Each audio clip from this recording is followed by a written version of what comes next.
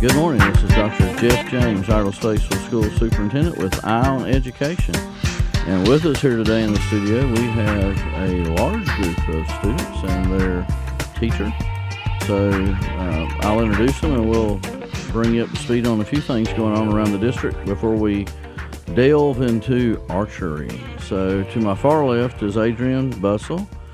He is actually an instructor, been with Iredell Statesville Schools probably longer than I have.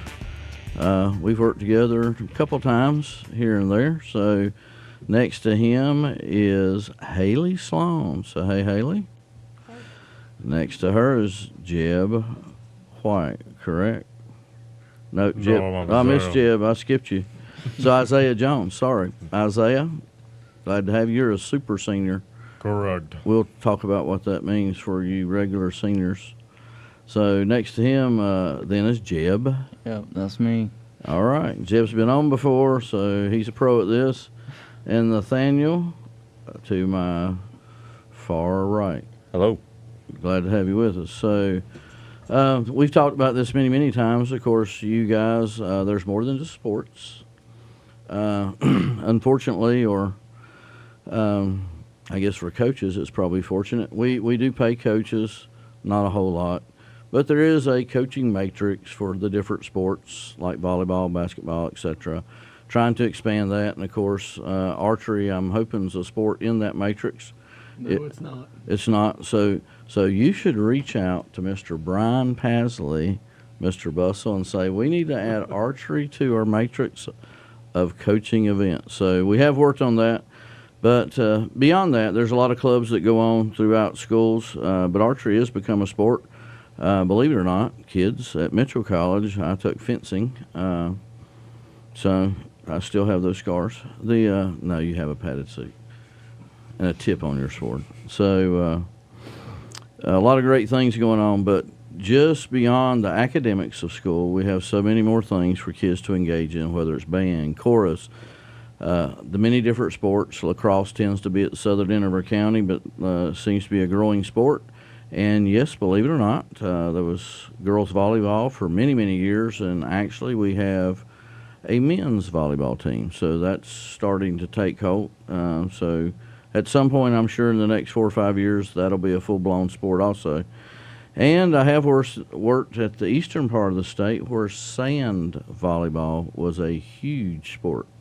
So a lot goes on in our schools, and I think sometimes people just think it's about the academics you get, but I do think we educate the whole child, so it gives you the ability to engage in your school in many ways, and I think you guys would say today you get out what you put in. So that said, we're going to jump into the first question. So I'm going to shoot this to Mr. Bussell. What's the purpose of starting an archery program at North Iredell High School and ASEC? So ASEC is the early college that's on the campus of North Iredell High School. So the super senior is at ASEC, so he'll tell you a little bit about that when we ask him some questions. Go ahead, Adrian. Well, one of the reasons we wanted to start an archery program, we felt like there was kids that needed another niche or someplace they could fit in where we would have a sport and also like a club where kids could get together and have a lot of fun, have something that's competitive. And the long-term goal was to try to get scholarships by doing this, because there's many scholarships available through the North Carolina Wildlife Department. But you have to go through the different rounds to actually get to the final round, which we've actually qualified for this year at Myrtle Beach. So that was our ultimate goal, is to have something fun, something athletic, and then try to get scholarships. Absolutely, and another scholarship that's out there that all too often gets passed by is golf scholarships. There is a ton of golf scholarships that do not get picked up that are left on the table. So another sport that we offer, and I would encourage you, if you like golf, any at all, it is another way to get scholarships. So one of the other things, Mr. Bussell, that we keep telling kids, and these guys are all going to tell me that they filled out the FAFSA form, I'm sure. So the FAFSA form is the gateway to a plethora of scholarships. You may think, I'm never going to college, but if you fill out the FAFSA form, it at least tells you what you're eligible for as a parent. And I've said this, and probably this year, if we don't get the numbers up, there's going to be even more money left on the table. But last year, North Carolina left $85 million that you guys could have applied for by filling out the FAFSA form and scholarships. And I guarantee you that with all the scholarship money out there, you will get some form or fashion of scholarship if you're a student that wants to go on, whether it's a 4-year university, 2-year, or just some certification programs. So please do that. Our goal is to get our high schools up to about 60%. We're struggling with that, but I encourage you, again, whether your child thinks they're going to school or not, they may change their mind at the last minute. That would be why they're called kids. So they're not always sure about what they're going to do. Hey, some of us adults aren't. So, okay, guys. So starting with Haley. So what do you like about archery? Why'd you get into it? I got into archery because I had a couple of friends that were doing it, but after doing it myself, I've learned that it's not just to do it with friends, it's like a team building thing. It helps to learn how to focus and work well with other people. All right. So your team competes for points together. So let me think, because employers also. So I have many, many jobs and roles, and so one of them is sit on IB and chamber. And what I hear from employers is not, oh my gosh, I wish Haley would have learned Math 1 for this job. I've never heard an employer say that. And 22 years I was in industry before I ever got asked a significant math problem, and it was combinations and permutations, and shame on you if you don't know that if you're taking statistics. So it's statistics. I'm like, wow, I've waited for this moment for 22 years. So collaboration as a team, strategy as a team on how you're going to compete against the other teams that are there, and then having the ability to talk to your peers and say, well, I noticed you done this, if you would do this a little different. So working together, that's the biggest thing employers are. First of all, they want you there every day, so you got to show up. And I'm pretty sure if you don't show up for the archery team for practice and other things, you probably aren't going to be on the archery team. So showing up every day, being on time, and then knowing how to collaborate with the other students. So did you start archery, Haley, in middle school? Or I did. I started in 8th grade, and then I carried over to high school. Okay. So there's a plug out there for other middle schools that want to start an archery club. Another way to get our kids involved in something productive, and mentorships from adults, positive mentorships from adults that help teach those skills that employers are looking for. And again, at the end of all studies is a career, whether it be 4 years, 8 years trying to get your MD, or 40 years trying to be a superintendent like me. But somewhere at the end of it, there's a career to make money. All right, jumping over to Isaiah. So what was your interest in archery? And I'm sure, but before we jump with that, you probably have your own bow. I do. So is it decorated? It's not really decorated, but I have my case decorated. Okay, so what color is your bow? My bow is like a tan kind of color. All right, so it fits you. And it's a compound bow, so I'm sure not cheap anymore. Okay. So, hey, I've shot archery. I was pretty good at it. So I did that at Mitchell, too, fencing and archery. Didn't know I could shoot a bow, but I was pretty good at it until I shot my instructor. Well, that's another story. Isaiah, how do you think this is good for students outside the classroom? And you have a pretty heavy load because you're a super senior. So you're trying to get your degree? Correct. Okay, so how do you find time for archery, and why do you think it's a great thing to join? The way you can find time for it is by simply finding when you can and cannot go to practice, or even find practice in your own time. Because I have a part-time job in the food line on 115. Okay. And I work on the weekdays, which is unfortunate because that's where we normally practice. So I improvise. I have my own target. I borrow my own bow from Mr. Bustle, and I practice on my own, and I spend about 25 times into the yellow per day in order to hone in my capabilities. Okay, great. So since you're a super senior, what's your thoughts after you graduate? What are you planning to do? I'm planning to go to Lenore Rhine. Lenore Rhine, great school. Actually, one of our board members, Dr. Doug Knight, he's the physics teacher and does the Rocket Club, which is also pretty neat. Great little school. A lot of teachers were coming out of Lenore Ryan at one time, so supplied a lot of the teachers for our area. So great place to go. Good school, and it's grown over the years significantly. All right, jumping down to Jeb. Hello. So Jeb, you're a star, so I get your autograph today. It's your second time on the radio, Yeah. Facebook Live. So tell us why you got into archery. I got into it because it was just really interesting to me. It was like really different. So that's what I like about it, and I'm really good at it, I guess. That's All one right. reason why. Oh, okay. So have you shot any deers? Yeah. So Okay. I guess you dress them and eat deer meat. Pretty much. All right. I'm not sure that I've ever eaten deer meat. I've That probably was pretty good. You gotta try. yeah, I've ate squirrel and probably rabbit. Well, he shot his best ever score at nationals, which I was extremely impressed with. He shot a 289 at nationals out of 300. That's Wow. not an easy feat. No. So congratulations on that. And I think Adrian, you said their next stop was Myrtle Beach, Yes, sir. and that's that's the for Open scholarship. Championship, and Mhm. that's where there's quite a few scholarships available just for qualifying for that. I think there's 120 random scholarships given out for $500 each just for qualifying. But now, if they do well enough, they can get $24,000 in scholarship as a team, and then it goes down for each level. And then individually, if they're like the top 3 archers, they could get 5,000, 4,000, 3,000. I believe that's correct. I have to look it up again to make sure, but there's a lot of money on the table for them if they can perform well at this tournament. Great. So good luck when you get to Myrtle Beach. So the tournament's not on the beach, I'm sure. Okay. I wish. Just want to make sure. That said, jumping down here to Nathaniel. So, what impact do you think being in the archery club has had on your classroom abilities? Has it helped you any in class? It's just really helped me focus.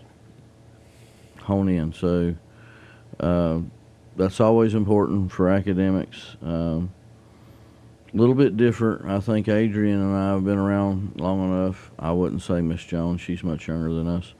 But we've been around long enough to see sort of the trend in education change from 15, 20 years ago to come in, sit down, here's the work you do, to project-based learning. So here's the plan for the day, here's the parameters for your team, figure it out. So a lot like industry. And I will tell you, going on to college, once you get out of your bachelor's degree, anything beyond that is going to be, here's the problem, you're a team, figure it out. You've got this many weeks. So same thing with the archery club. You guys work together as a group. Any obstacles you've encountered, Mr. Bussell, trying to get the club up and running?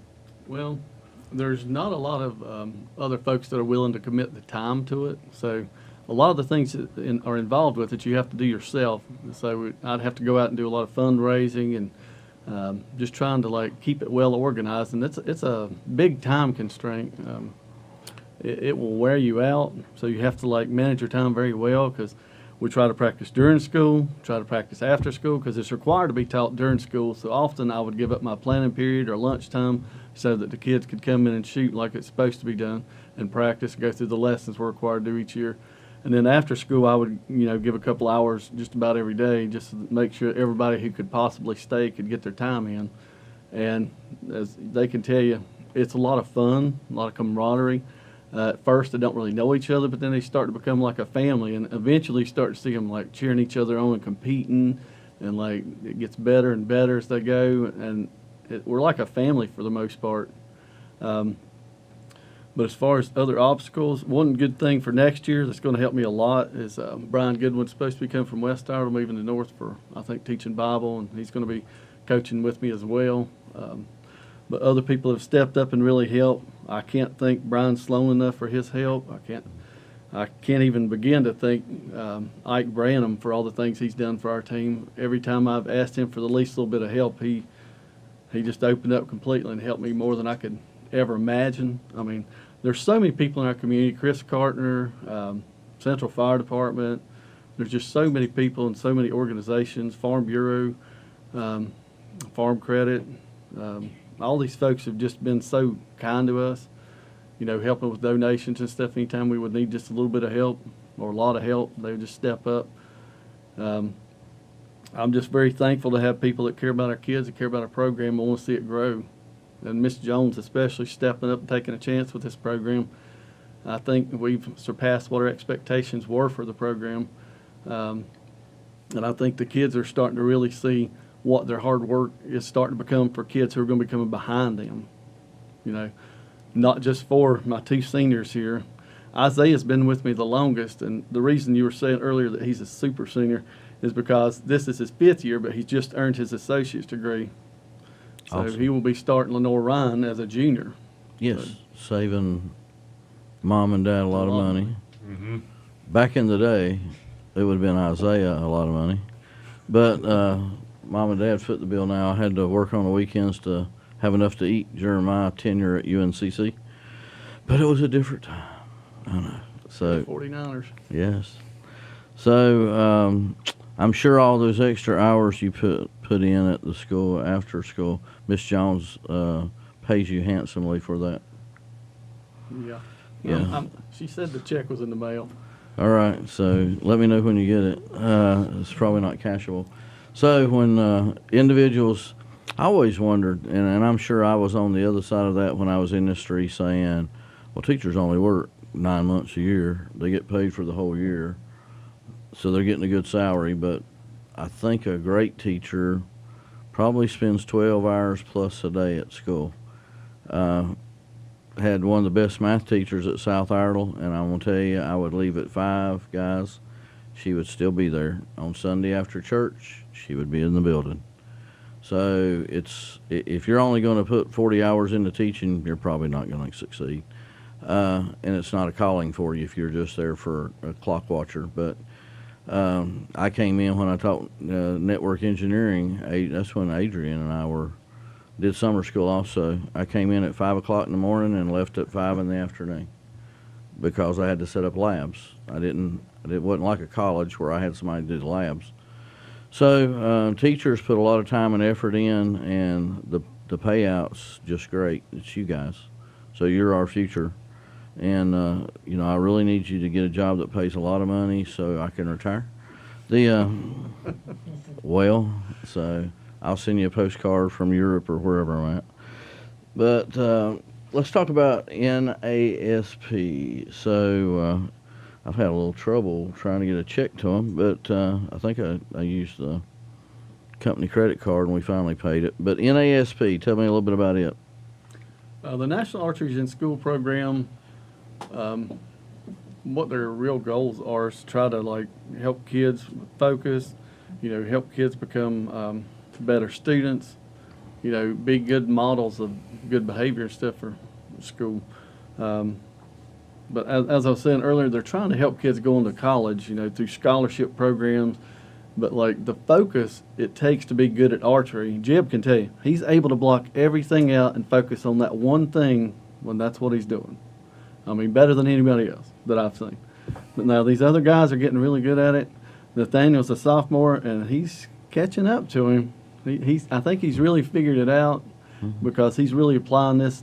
And Haley, this is just her first year, and she's done it fabulous. And Isaiah, unfortunately, I keep telling him that you need to get in a college program, and or even push NASP to try something for colleges. Maybe we could get that started at that level. That'd be pretty exciting to see. But all the wildlife departments in the United States come together, and they created this program. Started in Kentucky about 21 or 22 years ago, I believe, and it's elementary, middle, and high school, and any kids eligible to do it. And as you go through school, it's just a program, it's a different sport. It keeps you focused, gives you something to really do and be active in. And again, those scholarships is the end result, but that's not the only result. Hopefully we're creating better kids and adults and students. So Haley, tell us how the program's helped you build your confidence. It's definitely helped me build my confidence, like in school and outside of school. I know now, like, if I can stand up in front of hundreds of archers at one time, I can stand in front of a classroom of students and be all right doing about anything with them. And it's helped me, like, build confidence with working with other people and, like, being good at teamwork and allowing other people to help me with other things. Great, great. Love to hear that. So, Nathaniel, how's the program helped in and out of the classroom, and how's it helped you become an excellent archer? It's like I said before. It just really helps me focus, and thanks to Bustle, it's taken me this far. Do you picture Mr. Bustle as the target with an apple on his head? On occasion. So, I can sometimes not be the nicest guy out there when I start yelling at him, but, you know, whatever it takes. all right. So, Jeb, you know, they said several times, focus. So, how has the archery program helped you hone in on your ability to focus on other things?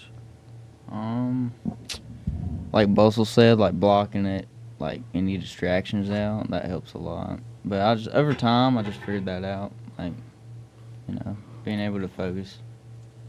That's great, because there's a lot of social noise in our world. Yeah. There's times that I would love to be able to block a few things out, but as superintendent, you have a lot of things that come your way. Not all good. Jim had a rare moment at the Nationals that Oh, they had yeah. never had happen did before. you meet a girl?